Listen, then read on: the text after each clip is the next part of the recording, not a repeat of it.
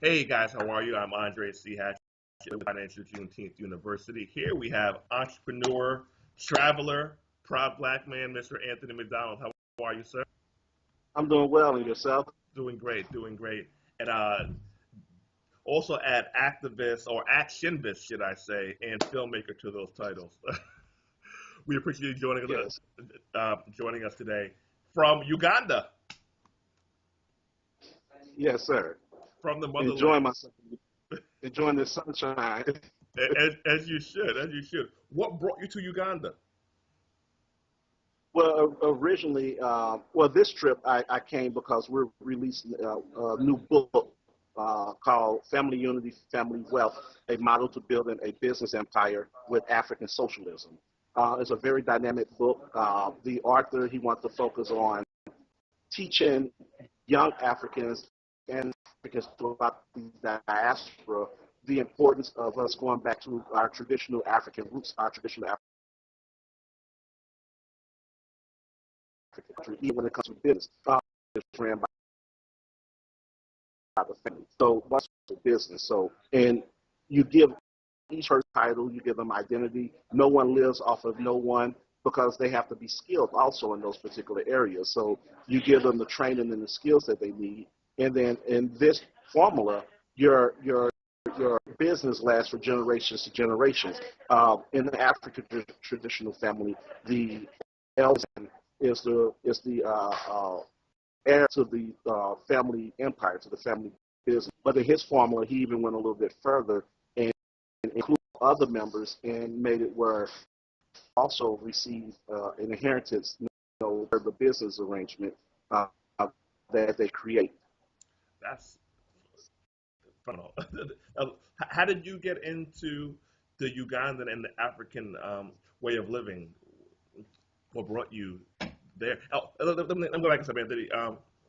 You said we. Are you co-author? Person Well, company? I'm the publisher. I, The I publisher? published the book.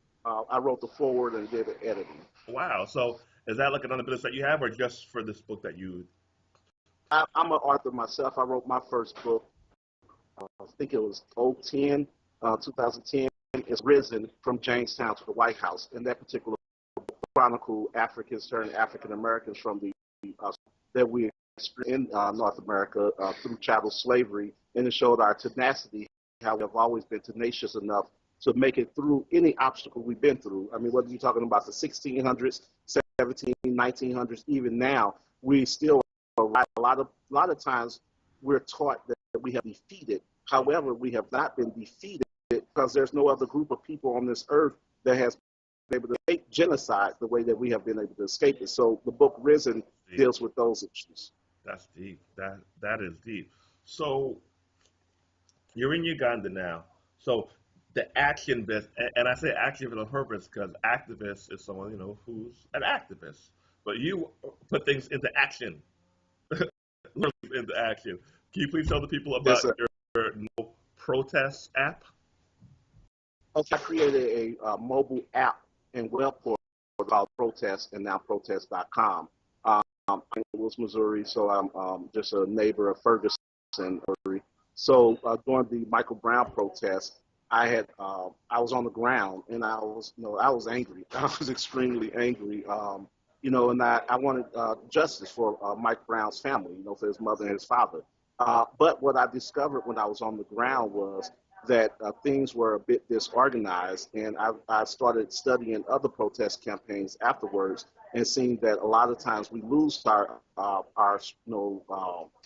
struggles because of a lack of organization, and many times we don't have defined goals. Mm, So if you would have went to 10 different people at the Michael Brown protest and asked them what is the goal of the test campaign, each one of them would have told you likely 10 different things.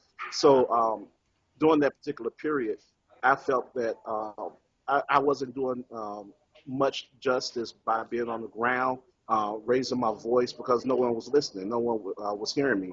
So I wanted to strategize and figure out a way to make protesting a part of to give more power to the people, to the actual protesters, those that have been served injustice. So I created the mobile app. And let me digress a little bit. Um, during I think it was a couple years ago. I forget which year it was. I was trying to work at a local TV station, and one of my friends that's a politician, I called him like, "Hey, I haven't heard from the station yet."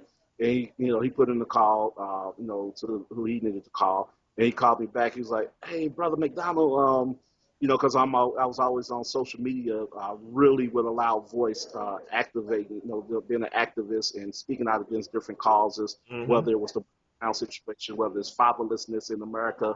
There was many causes that I was speaking out for. So Yep. he was it's like, Brother McDonald, yeah, yeah, I'm just telling you, if you get the job, you'll be a civil servant, because it's a city-owned television station. He's like, you'll be a civil servant, and you might have to calm down a little bit. So he told me I had to be silent. So I was like, He wow. trying to silence your voice. Yeah, and I felt that was, and he didn't mean no harm by it. I mean, he's one of the greatest persons I know. Wow. But the theory was in America we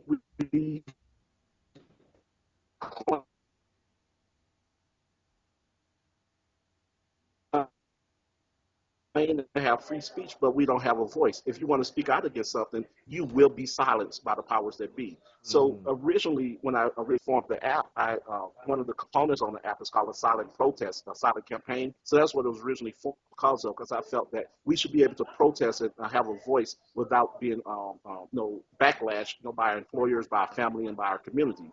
So I initially had the idea of creating a portal where you could go on there and silence and protest. So it turned out that other components to it. When you create your campaign, you select what type of protest you want to do. Do you want to do a silence protest where your identity is protected? So if you speak out against an issue that is attached to too much politics, and you're not being politically correct, then you won't receive that backlash. But you still can have a voice. You won't lose your job because you want to speak out.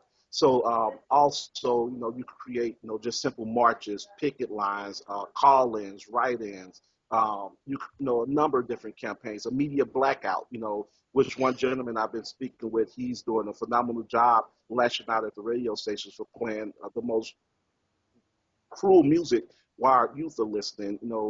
In turn, our youth develop these behaviors, and then we wonder where did they get it from.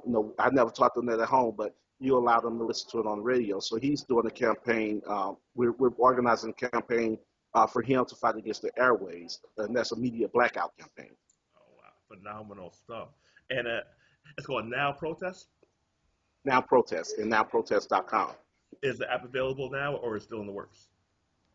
We're working out a couple bugs. We're trying to get it to perfection. So the app won't be available until mid-June. The beta site is up right now, where people could go take a look at the site and kind of play around in there and get familiar with it. Wow. Well, thank you for doing it, because oftentimes we hear about the problems, but you being an actionist are giving us the solution. Okay, we're Sir, protesting, we're angry, which we should be, and we need to be. Let's just tighten up a little bit. Let's have it be more organized. So thanks for doing for creating this. This is huge. This is gonna be a game changer in our community. So thank you for that, brother Anthony. So you're in Africa. What kind of investments can we as Africans living in America make in Africa, financial investments to man, be part of the richest continent on earth?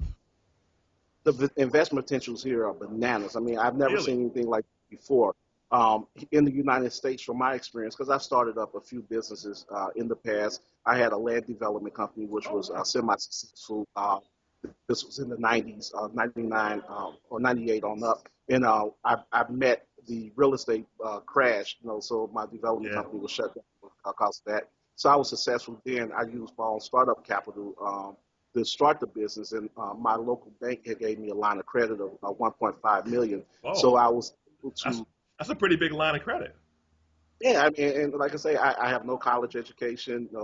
I actually dropped out of high school, but I learned how to understand systems. I learned how to understand Mm, systems myself, which I don't advocate for anyone lacking their education. Because as a yeah. father, that's one of the biggest things to my son that I promote. But at that moment, that was my life, and I have no shame of anything in my life. So I started the land development company, and it was semi-successful. But I had to use close to 200,000 out of my own pocket. So that was quite a bit of money. And what I found in the U.S., in order to have a business that's successful, you have to start off with at least $250,000, on the average. Now, I'm not saying that you don't have those that sneak through the cracks that start off with some might even start off with $10 or $50, and I've seen that. But I'm speaking on average. But Yeah. here in Africa, if you save up $10,000 U.S. cash, 20,000 being just phenomenal, you will come to Africa, invest, and you for sure will be very profitable. There's great chances that you will become a millionaire. I mean, whether you talk about agricultural businesses, I have a shoe manufacturing company here, which the startup capital was just little to nothing. I mean, it was just ridiculous how small it is. Wow. Energy sector, there's How a much was the shoe very company that you started? How much did it cost to get that shoe?